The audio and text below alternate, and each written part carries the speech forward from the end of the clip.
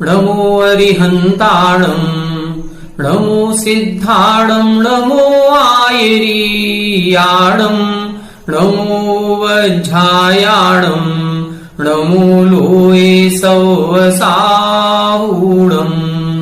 मोक्षमार्गस्य नेतारम् वेत्तारम् कर्मभूभृताम् ज्ञातारम् विश्वतत्त्वानाम् वंदे तत्गुणलब्धये। 1008 श्री मूलनायक आदिनाथ भगवान की जय। द्वासांग जिनवाणी माता की जय। आचार्य श्रेष्ठ आचार्य गुरुवर श्री 108 पूज्यपाद स्वामी महाराज की जय। आचार्य श्रेष्ठ आचार्य गुरुवर श्री 108 विद्यासागर जी महाराज की जय। जगत पूज्य निर्यापक श्रमण मुनि पुंगव श्री 108 सुधा सागर जी महाराज की जय। समस्त मुनि संघ की जय। आलोक मोदी स्वाध्याय सुधा यूट्यूब चैनल पर आप सभी दर्शकों का एक बार पुनः हार्दिक स्वागत, हार्दिक अभिनंदन। पूज्यवर आचार्य पूज्यपाद स्वामी जी द्वारा विरचित श्री सर्वार्थ सिद्धि ग्रंथराज की स्वाध्याय श्रृंखला में हम सभी तीसरे अध्याय के अंतर्गत मध्यलोक का विस्तार से वर्णन समझ रहे हैं। मध्यलोक के विस्तार में हमने ये समझा था कि इस मध्यलोक में असंख्यात द्वीप समुद्र हैं, जिसके बहुमध्य भाग में जो सबसे पहला द्वीप है वो जम्बू द्वीप है, जिसके बीचों बीच सुमेरु पर्वत होता है। इस प्रकार से जम्बू द्वीप को घेरे हुए लवण समुद्र है, लवण समुद्र को घेर करके धातकी खंड, धातकी खंड को घेर करके कालो समुद्र, फिर उसको घेर करके पुष्करवर द्वीप। इस प्रकार एक द्वीप और एक समुद्र एक दूसरे को घेरे हुए हैं। ये सभी दुगने दुगने विस्तार वाले होते हैं। इसमें से जो जम्बू द्वीप है उस जम्बू द्वीप में 6 पर्वतों के माध्यम से 7 क्षेत्र बनते हैं। इन पर्वतों की लंबाई चौड़ाई आदि का विस्तार से वर्णन हम सभी ने पढ़ लिया है। इन पर्वतों के ऊपर तालाब होते हैं, तालाबों से नदियां निकलती हैं जो सभी 7 क्षेत्रों में बहती हैं। इस जम्बू द्वीप के अलावा जो धातकी खंड और पुष्करार द्वीप हैं, इन धातकी खंड और पुष्करार द्वीप में भी जिस प्रकार की संरचना पाई जाती है, इस संरचना को भी हम पूर्व कक्षाओं में पढ़ चुके हैं। जो संरचनाएं या जितनी संरचनाएं जम्बू द्वीप में होती हैं, उससे दुगनी दुगनी संरचनाएं धातकी खंड में होती हैं, और जितनी धातकी खंड में होती हैं उतनी ही संरचना पुष्करार्ध द्वीप में पाई जाती हैं। इसको हमने पिछली कक्षा में समझा था।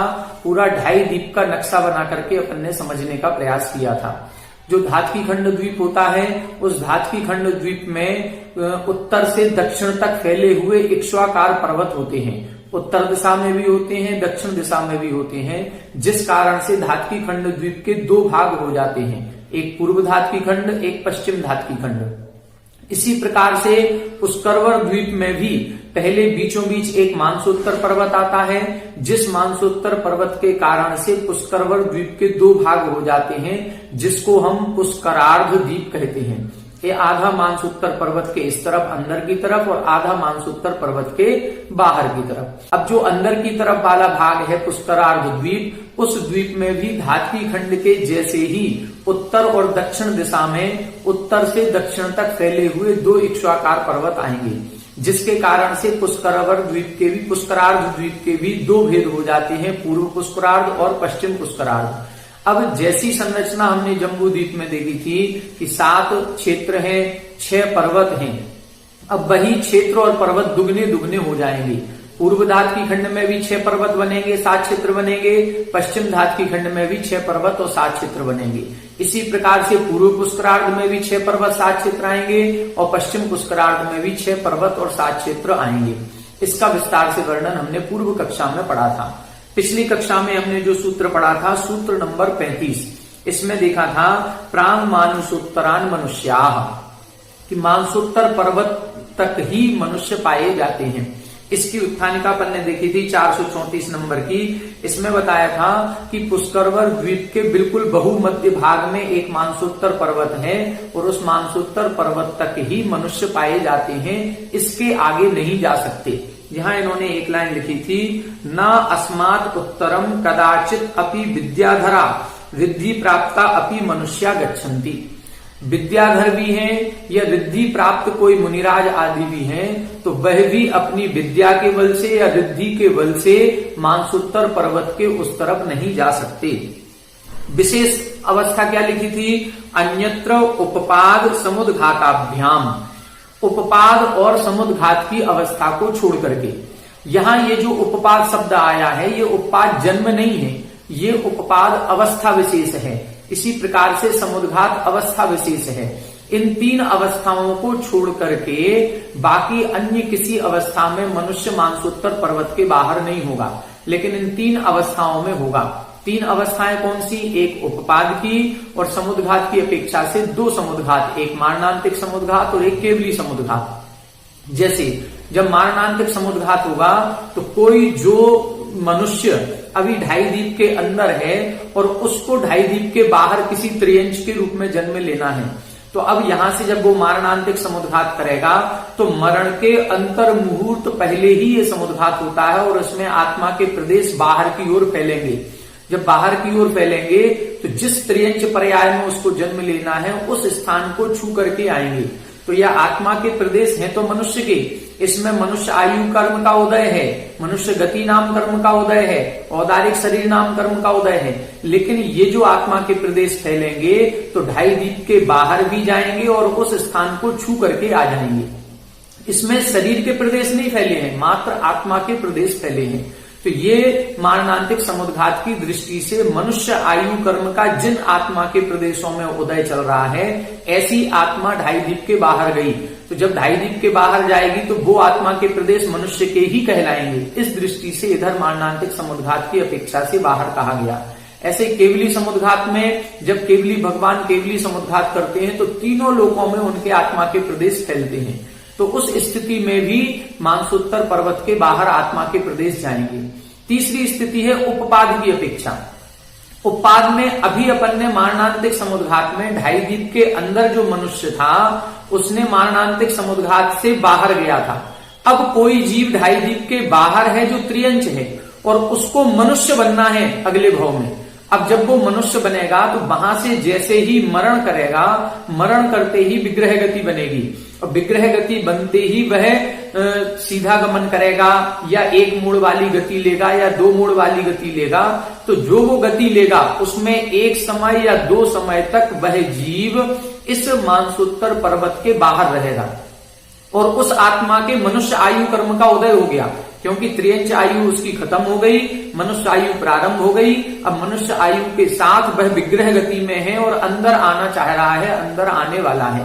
तो एक समय या दो समय तक जब तक वो उस मानसोत्तर पर्वत के बाहर है तब तक वो मनुष्य कहलाएगा। लेकिन अभी उसका औदारिक शरीर नहीं बना। औदारिक शरीर तो जब वो ढाई द्वीप के अंदर उस जन्म स्थान में पहुंचेगा तब उसका औदारिक शरीर बनता है।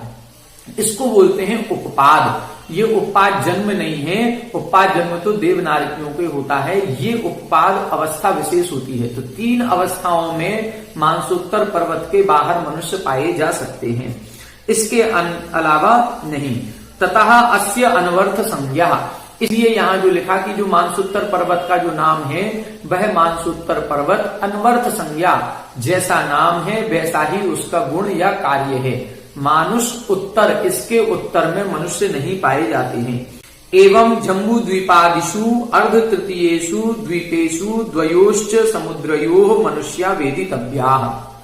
इस प्रकार से जम्बू द्वीप आदिषु अर्ध तृतीयेषु, दो द्वीप पूरे, जम्बू द्वीप और धात्की खंड पूरा है और तृतीय जो तीसरा द्वीप पुष्करवर द्वीप है वो अर्ध आधा है। तो ढाई द्वीप हो गए और द्वयोश्च समुद्रयोः, दो समुद्र हो जाएंगे, लवण समुद्र और कालो समुद्र। इसमें ही मनुष्य वेदितव्यः, मनुष्य जानने चाहिए। अब प्रश्न उठता है ते द्विविधा, वो मनुष्य दो प्रकार के होते हैं।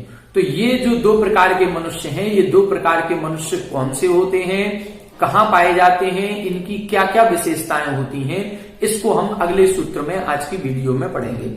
आइए देखें पेज नंबर 171 सूत्र नंबर 36। आर्या मिलेच्छाश्च, आर्या मिलेच्छाश्च, यहां बता रहे हैं जो मनुष्य हैं वो दो प्रकार के होते हैं। आर्या अर्थात आर्य मनुष्य और मिलेच्छ अर्थात मिलेच्छ मनुष्य होते हैं। तो दो प्रकार के मनुष्य हुए, आर्य और मिलेच्छ। अब ये आर्य और मिलेच्छ क्या कहलाते हैं, इनका क्या स्वरूप है, कैसे ये भेद करेंगे, इसके लिए आगे टीका देखें। टीका नंबर 4, उत्थानिका नंबर 435। गुण ही गुणवद्भि वा अर्यन्ते इति आर्याः। आर्य किसे कहते हैं? जो गुण ही गुणों के द्वारा अथवा गुणवद्भि गुणवानों के द्वारा पहचाने जाते हैं या जिनका व्यवहार किया जाता है उसे आर्य कहते हैं। अर्थात जो गुणवान होते हैं, जिनके अंदर गुण पाए जाते हैं वो आर्य हैं, और जिनके अंदर ज्ञान दर्शन चारित्र आदि ये गुण नहीं होते हैं वो म्लेच्छ कहलाते हैं। ते द्विविधा, उनको दो प्रकार से बांटेंगे या वो दो प्रकार के होते हैं। रिद्धि प्राप्त आर्य, अनरिद्धि प्राप्त आर्यश्च इति। अब आर्य मनुष्य के भी दो भेद कर रहे हैं। पहले मनुष्य के दो भेद किए, आर्य और म्लेच्छ। जिनमें गुण पाए जाते हैं, जो गुणवान होते हैं वो आर्य हैं, जिनमें गुण नहीं होते वो म्लेच्छ हैं। अब आर्य के भी दो भेद कर रहे हैं, रिद्धि प्राप्त आर्य और अनरिद्धि प्राप्त आर्य। ऐसे आर्य जिनको रिद्धियां प्राप्त हैं और ऐसे आर्य जिनको कोई भी रिद्धि प्राप्त नहीं है। तो देखें, अनरिद्धि प्राप्त आर्य पंचविधा, जिनको एक भी रिद्धि प्राप्त नहीं है वो ऐसे आर्य मनुष्य 5 प्रकार के होते हैं। क्षेत्र आर्य, जात्यार्य, कर्म आर्य, चारित्रार्य, दर्शन आर्यश्च इति। ये इनके रिद्धि प्राप्त नहीं है फिर भी ये आर्य कहलाते हैं। ये 5 प्रकार से हो गए। जैसे इन्होंने लिखा क्षेत्र आर्य। अभी अपन ने जम्बू द्वीप पढ़ा और जम्बू द्वीप में भरत क्षेत्र, ऐरावत क्षेत्र की संरचना पढ़ी। उस भरत क्षेत्र में हमने गंगा और सिंधु 2 नदी निकाली थी, बीच में विजयार्क पर्वत निकाला था, जिससे भरत क्षेत्र के 6 खंड हो गए। इसी प्रकार से ऐरावत क्षेत्र के भी 6 खंड हो जाते हैं। इन 6 खंडों में 5 म्लेच्छ खंड है, 1 आर्य खंड है।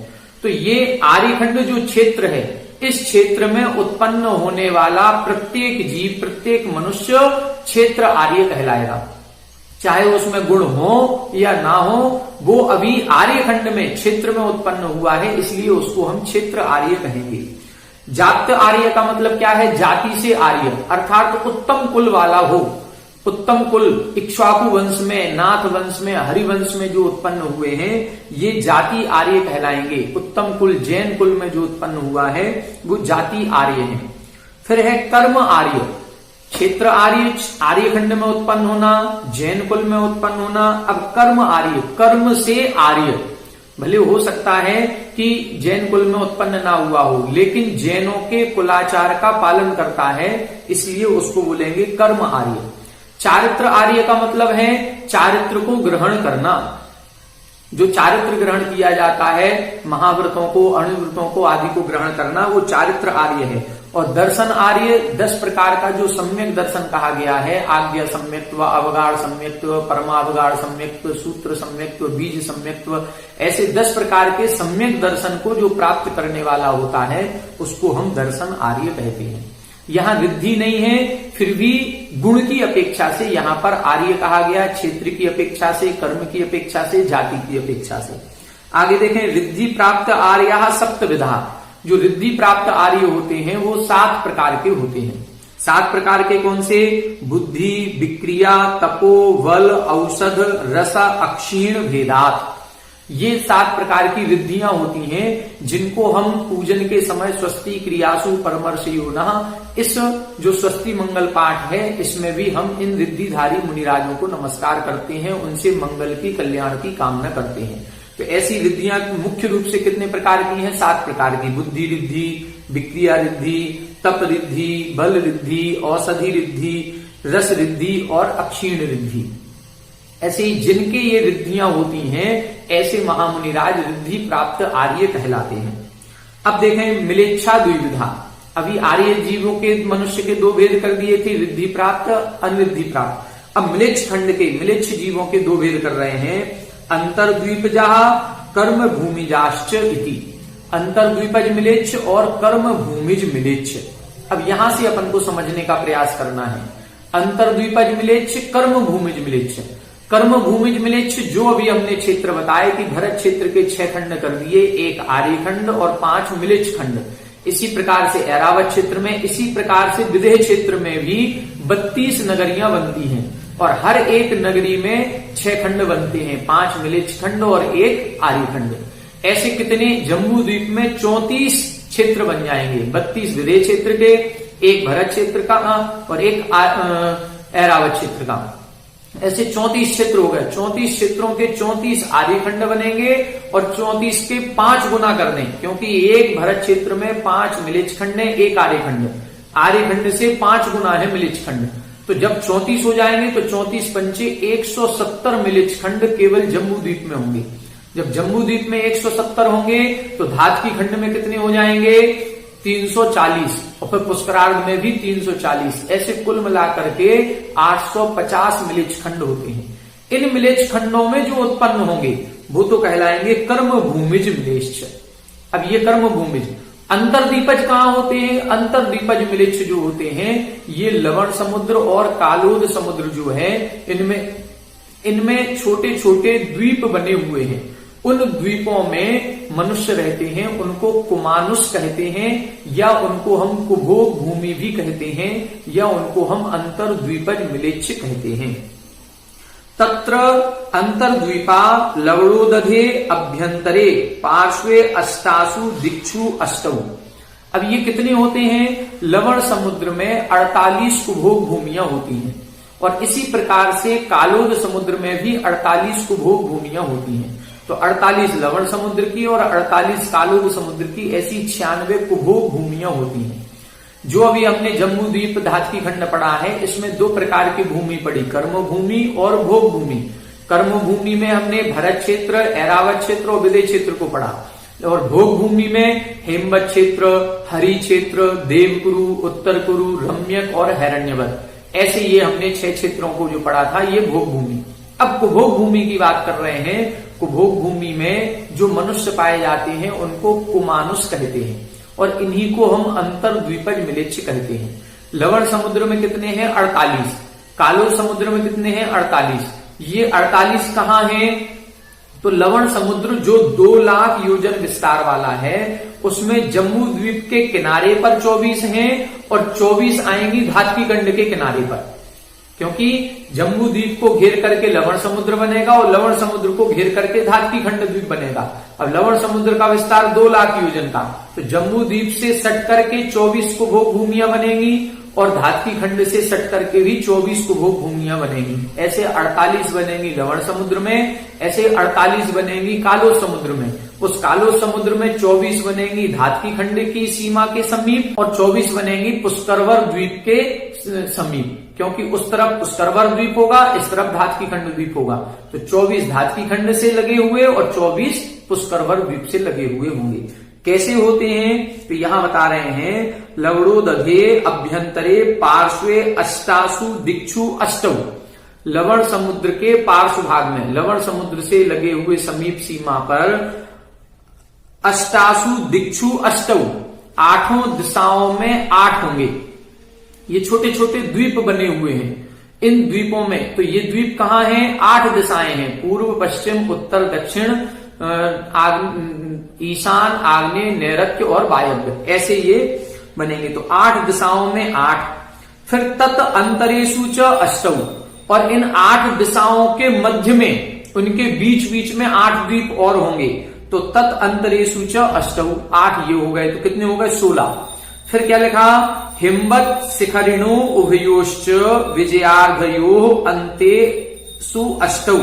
यहां बता रहे हैं हिमवन और शिखरिण, जो हिमवन और शिखरिण पर्वत यहां जम्बू द्वीप में हमने बनाए थे, तो हिमवन पर्वत पूर्व से पश्चिम तक फैला हुआ है। तो पूर्व दिशा में जहां हिमवन पर्वत लवण समुद्र को टच करेगा, उस लवण समुद्र के टच करने के स्थान पर वहां पर एक द्वीप बनेगा, और यहां पर पश्चिम दिशा में भी एक द्वीप बनेगा। इसी प्रकार से शिखरिण पर्वत जो ऊपर बनाया था, उसके भी पूर्व दिशा में और पश्चिम दिशा में, तो दोनों कॉर्नर पर 2-2 बनेंगे, तो 4 हो गए। फिर इसके बाद क्या लिखा? उभयोश्च विजयार्घयोश्च, और 2 विजयार्घ पर्वत बनाए, एक भरत क्षेत्र में बनाया, एक ऐरावत क्षेत्र में बनाया।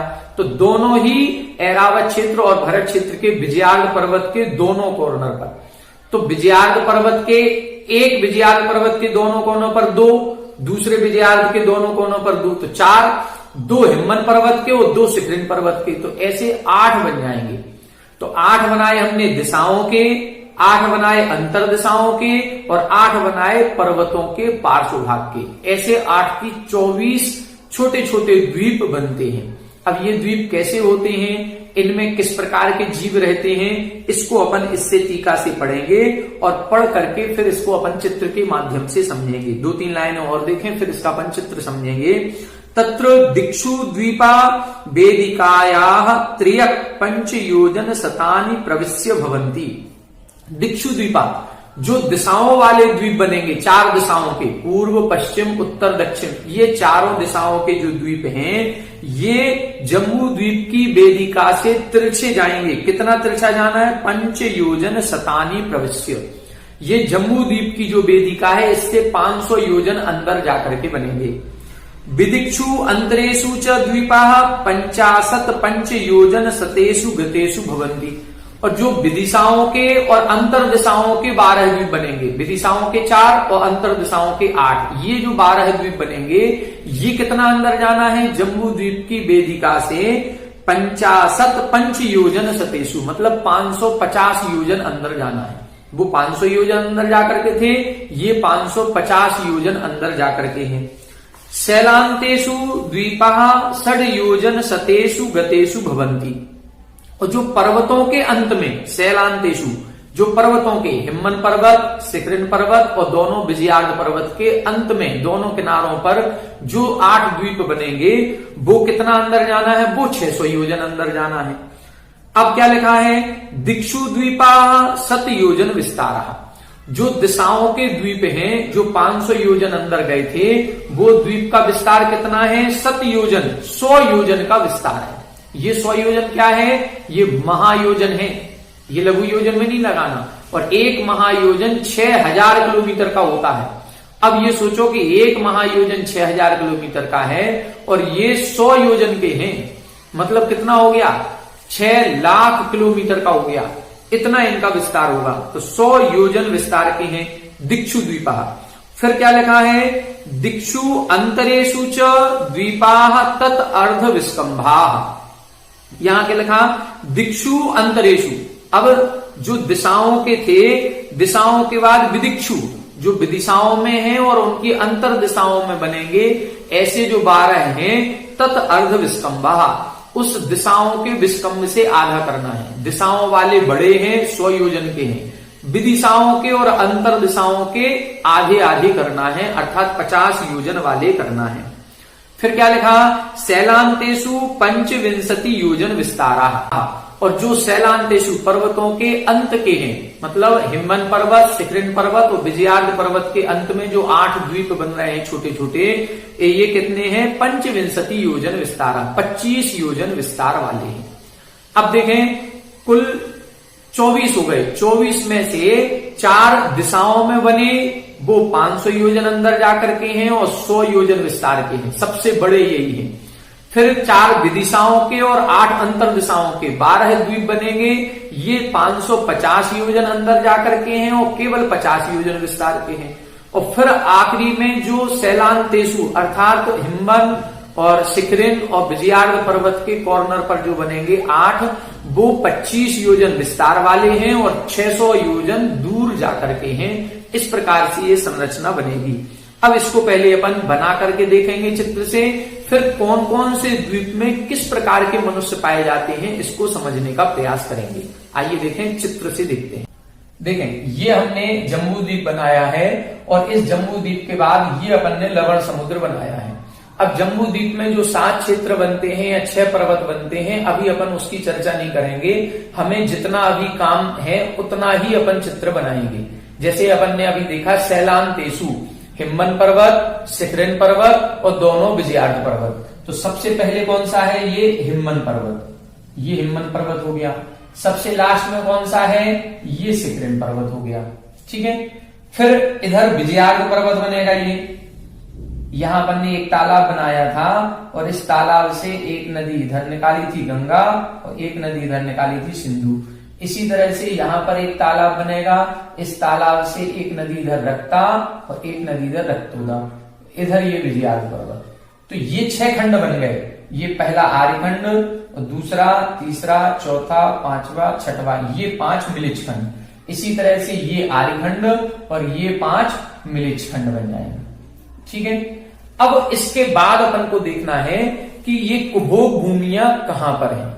तो सबसे पहले तो अपन 500 योजन अंदर जाकर के जो सबसे बड़े कुमानुस द्वीप बने हुए हैं, जिनको हम बोलते हैं दिशाओं वाले, तो ये जम्बू द्वीप के पास ये 4 बनेंगे, एक इधर, एक यहां पर, एक यहां पर और एक यहां पर। ये अपने ये 4 बन गए, ये बड़े, ये 100 योजन विस्तार वाले हैं।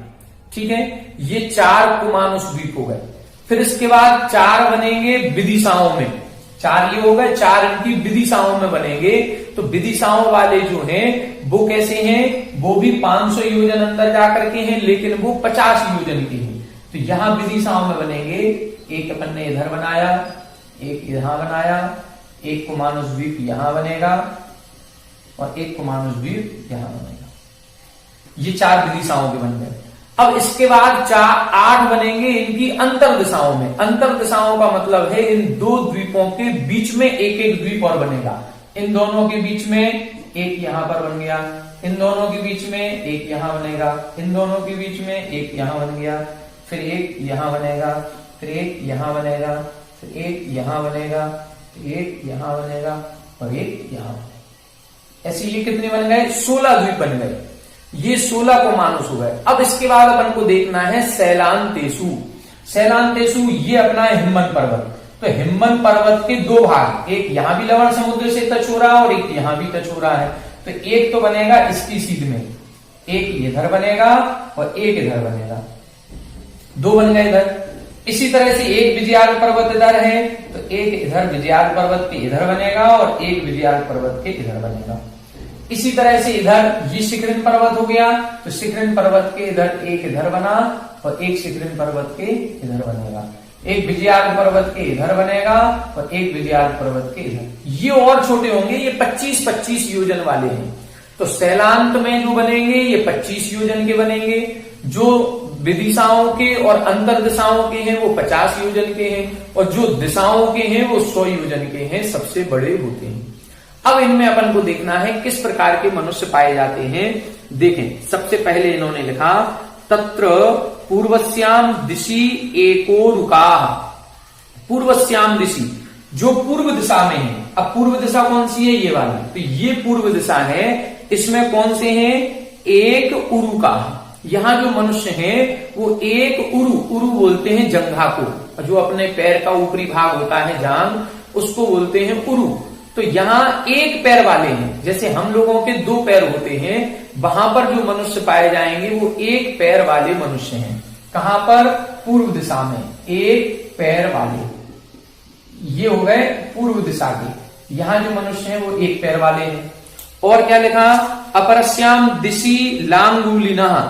लांगुलिनः का मतलब होता है पूंछ वाले। अपरस्याम, अपर माने पूर्व से विपरीत करें, पश्चिम। तो पश्चिम दिशा में कैसे होंगे, ये इधर पूंछ वाले मनुष्य हैं। ठीक है, मतलब कैसे हैं, जैसे बंदर की पूंछ होती है ऐसे ही वहां मनुष्यों की पूंछ होती होगी। तो ये पूंछ वाले मनुष्य हो गए। फिर क्या लिखा, उत्तरस्याम दिशि अभासकाः। उत्तर दिशा में जो ये बना है इसमें अभासकाः मतलब बोल नहीं सकते, वो भाषा रूप से उनका कोई भी परिणमन नहीं होगा, वो गूंगे होंगे, जिनको हम बोलते हैं गूंगे। तो यहां पर कौन से मनुष्य होंगे, यहां होंगे गूंगे मनुष्य। फिर क्या लिखा, इसके बाद दक्षिणस्याम दिशि विषाणिनः। दक्षिण दिशा में है विषाणिना यानी सींग वाले मनुष्य। जैसे राक्षसों के देखे होंगे ऐसे इधर बनेंगे सींग वाले मनुष्य। तो ये 4 बता दिए इन्होंने, जो चारों मुख्य दिशा के हैं। पूर्व दिशा में एक पैर वाले, पश्चिम दिशा में पूंछ वाले, उत्तर दिशा में गूंगे और दक्षिण दिशा में सींग वाले मनुष्य होते हैं। फिर आगे देखें, सस्कर्ण, सस्कुली कर्ण, प्रावरण कर्ण, लंब कर्णाः विदिक्षु।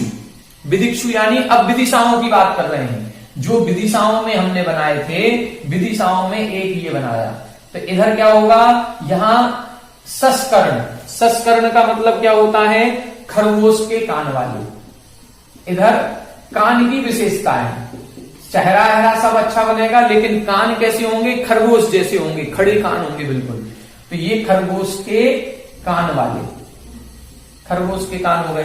फिर दूसरी विदिक्षा में कैसे होगा, फिर लिखा है सस करने के बाद सस्कुली कर्ण, सस्कुली बोलते हैं मछली, तो मछली के जैसे कान होते होंगे ऐसे मछली के कान वाले, तो इसमें जो ये बनेगा, इसमें बनेगी मछली के कान। फिर तीसरा क्या लिखा, प्रावरण कर्ण, प्रावरण कर्ण तीसरा जो विदिक्षा बनेगी वो दीक्षी ये वाली बन गई। तो इधर प्रावरण कर्ण, प्रावरण का मतलब है एक प्रकार की चादर जैसे होती है, चादर प्रावरण आवरण जो बनाते हैं वैसा लंबा सा कान बन जाता होगा, तो ये हो गया प्रावरण कर्ण। फिर चौथा क्या लिखा है, लंब कर्णा, लंबे लंबे कान वाले जो होते हैं, तो यहां पर ये जो विदिशा बनी ये लंब कर्ण वाले हो गए। अब इसके बाद देखें, अश्व, सिंह, स्व, महिष, वराह, व्याघ्र, काक, कपि, मुखा, अंतरेशु। अब अंतर दिशाओं में बता रहे हैं, जो बीच बीच में हमने अंतर दिशाएं बनाई, इस गूंगे और खरगोश के कान वालों के बीच में एक बनाया, फिर इधर भी एक बनाया, ये इनमें कैसे लगेंगे। अब इसमें मुख की विशेषता आएगी, मुख कैसा है, अश्व यानी घोड़े के मुख वाले, ये कैसे हैं, ये बनेगा घोड़े के मुख वाले। फिर दूसरे में क्या लिखा है, अश्व के बाद सिंह, ये शेर के मुख वाले। फिर शेर के बाद क्या लिखा है, स्व, स्व यानी कुत्ते के समान मुख वाले। फिर इसके बाद क्या लिखा है, महेश, महेश यानी ये हो गए भैंस के समान मुख वाले।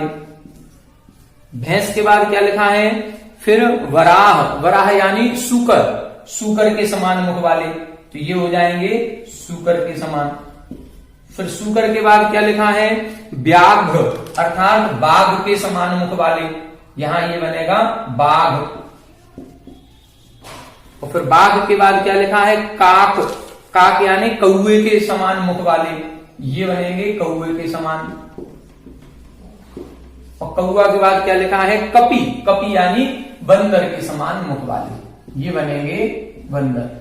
यहां पर मनुष्य कैसे हैं, ये मनुष्यों की विशेषता, पूरे मनुष्य हैं लेकिन इनका ऊपर का भाग जो चेहरा है, ये चेहरा विभिन्न प्रकार के जानवरों जैसा है। जैसे मान लो अपन गणेश जी का चेहरा देखें तो उनका हाथी के समान मुख है, इस प्रकार से। जैसे एक वैष्णव संप्रदाय में कथानक आता है कि विष्णु जी के 10 अवतार में से एक अवतार था नृसिंह अवतार। नृसिंह अवतार में पूरा शरीर मनुष्य का था लेकिन मुख उनका जो चेहरा था वो शेर के जैसा था। तो इस प्रकार के यहाँ पर मनुष्य पाए जाते हैं। ये त्रियंच नहीं है, ये मनुष्य हैं, लेकिन इनका जो चेहरा है वो चेहरा त्रियंचों से मेल खाता है, त्रियंचों जैसा होता होगा, कहीं भैंस के समान, कहीं हाथी के समान, कहीं घोड़े के समान, कहीं शेर के समान, कहीं बंदर के समान, इस प्रकार से ये बनेगा।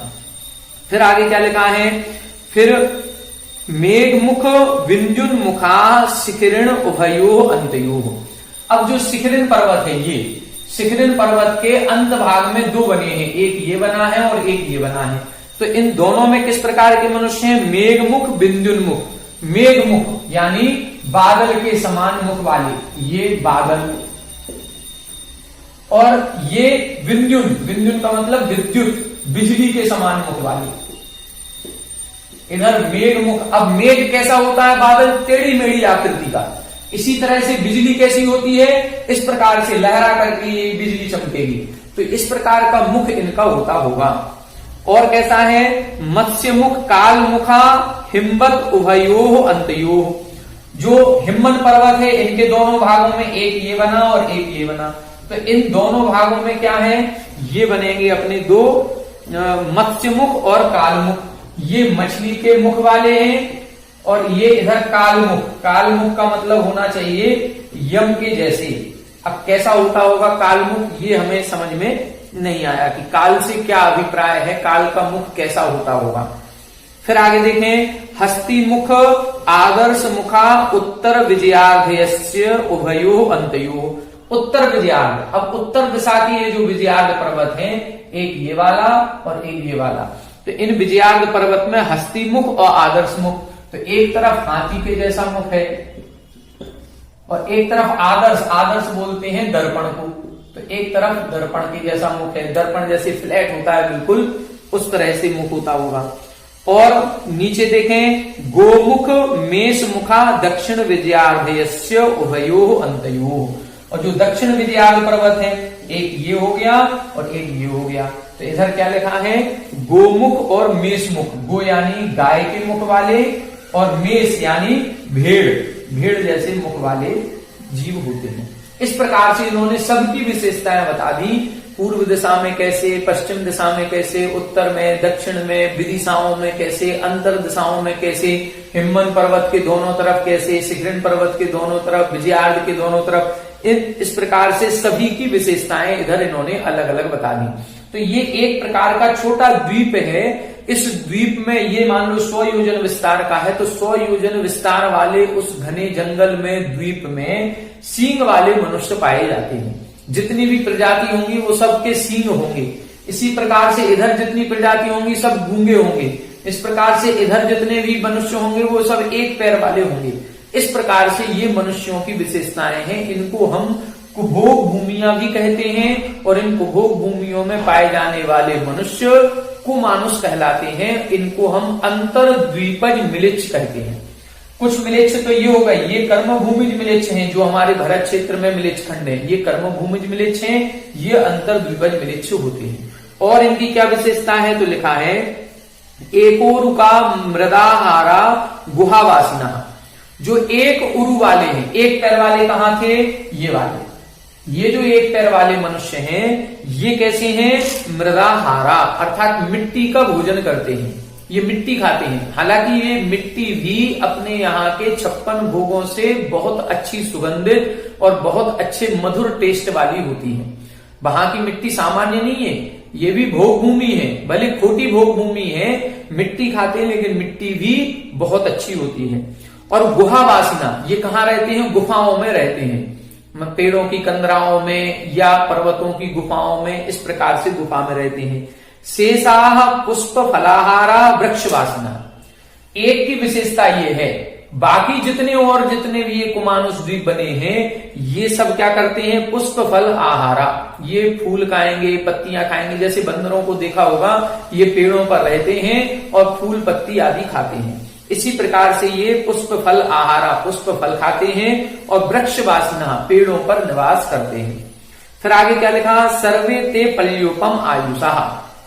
इनकी आयु कितनी होगी, तो जैसे जघन्य भोग भूमि की आयु होती है, उस जघन्य भोग भूमि की अपेक्षा से ही वैसी ही विशेषताएं इनकी हैं। जघन्य भोग भूमि में आयु एक पल्ले की होती है, तो यहाँ पर भी एक पल्ले की आयु वाले होते हैं।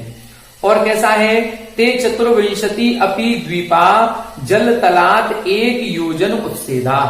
ये जितने भी 24 द्वीप बने हैं, ये 24 के 24 द्वीप जल तलाक, जल से एक योजन ऊपर उठा हुआ है। मतलब जल, यदि लवण समुद्र में कभी बाढ़ आए, तूफान आए या कुछ भी हो, तो ये एक योजन ऊपर है जमीन से। और एक योजन का मतलब 6000 किलोमीटर ऊपर है समुद्र तल से। तो इस प्रकार से वहां पर कभी बाढ़ का खतरा नहीं है, कभी तूफान आदि का कोई खतरा नहीं, इतना ऊपर पानी नहीं जाएगा। आगे क्या लिखा, लवणो दधे बाह्य पार्श्वे अपि एवं चतुर्विंशति द्वीपा विज्ञातव्या। ये लवण समुद्र के अंतर्भाग में देखे हमने, ये जम्बू द्वीप का जो संरचना जगती बनी है बाउंड्री वाल, इससे लगे हुए। अब इसी प्रकार से यहां से लगे हुए इधर, जैसे एक इधर बन गया, अब एक इधर बनेगा, फिर एक इधर बनेगा, फिर एक इधर बनेगा, फिर ऐसे ये यहां पर भी 24 बनेंगे। ठीक है, तो ये यहां से ऐसे क्रम से धातकी खंड द्वीप से लगे हुए ऐसे कुमानुष द्वीप 24 और जानने चाहिए। तथा कालोदे अपि वेदितव्या। जैसे लवण समुद्र में 24 जम्बू द्वीप से लगे हुए, 24 धातकी खंड से लगे हुए, क्योंकि ये जो लवण समुद्र का विस्तार है ये 2 लाख योजन का है और हमने कितना किया, मात्र 500 योजन इधर से और 500 योजन इधर से, बाकी तो 1,99,000 अभी समुद्र बीच में है। तो केवल जम्बू द्वीप से लगे हुए और धातकी खंड से लगे हुए 24 जम्बू द्वीप से और 24 धातकी खंड से ऐसे 48 द्वीप लवण समुद्र में, ऐसे ही 48 कालुग समुद्र में बनेंगे जो 24 धातकी खंड से लगे हुए होंगे और 24 पुष्करवर द्वीप से लगे हुए होंगे। ते एते अंतर द्वीपजा मिलिच्छा। ये जितने भी हैं इन सबको हम अंतर द्वीपज मिलिच्छ कहते हैं। कर्म भूमिजाश्च शक यवन सवर पुलिंदादया। कर्म भूमिज जो मिलिच्छ होते हैं, जिनको हमने ये 6 खंडों में विभाजित किया था, भरत क्षेत्र के 6 खंड या ऐरावत क्षेत्र के या विदेह क्षेत्र की 32 नगरियों में जो 6 खंड बनेंगे, वहां जो मिलिच्छ पाए जाते हैं वो 4 प्रकार के होते हैं। वहां 4 प्रकार की जातियां हैं, एक शक, यवन, सवर और पुलिंद। ये 4 प्रकार की जातियां पाई जाती हैं। इन 4 प्रकार की जातियों को हम मिलिच्छ मनुष्य कहते हैं। ये कर्मभूमिज मिलिच्छ हैं और ये सारे अंतर्द्विपज मिलिच्छ कहलाते हैं। इस प्रकार से हमको जानना समझना चाहिए। अब आगे इसके बारे में और अपन विस्तार से पढ़ेंगे, जिसमें अब जो विदेह क्षेत्र है, विदेह क्षेत्र के 32 खंड हमने आपको बताया। ये 32 खंड कैसे बनेंगे? इन विदेह क्षेत्रों में जो अपन विद्यमान 20 तीर्थंकरों की पूजा करते हैं, ये विद्यमान 20 तीर्थंकर कहाँ होते हैं? पूरे 2.5 द्वीप में अधिक से अधिक 170 तीर्थंकर होते हैं। वो कैसे होते हैं? यहाँ पर जो विदेह क्षेत्र की संरचना 32 नगरियों की पढ़ेंगे, उसमें बक्सारगिरी आदि का वर्णन आएगा। पूरे 2.5 द्वीप के मध्य लोक के जो अकृत्रिम चैत्यालय हैं उनको भी पढ़ेंगे। और फिर इसके बाद आगे जो भोग भूमियों की और कर्म भूमियों की चर्चा है, मनुष्यों की आयु का वर्णन है, ये आगे की कक्षाओं में हम समझने का प्रयास करेंगे। तो आज की कक्षा में इतना ही। आप सभी हमारे साथ बने रहें। सभी को जय श्री राम।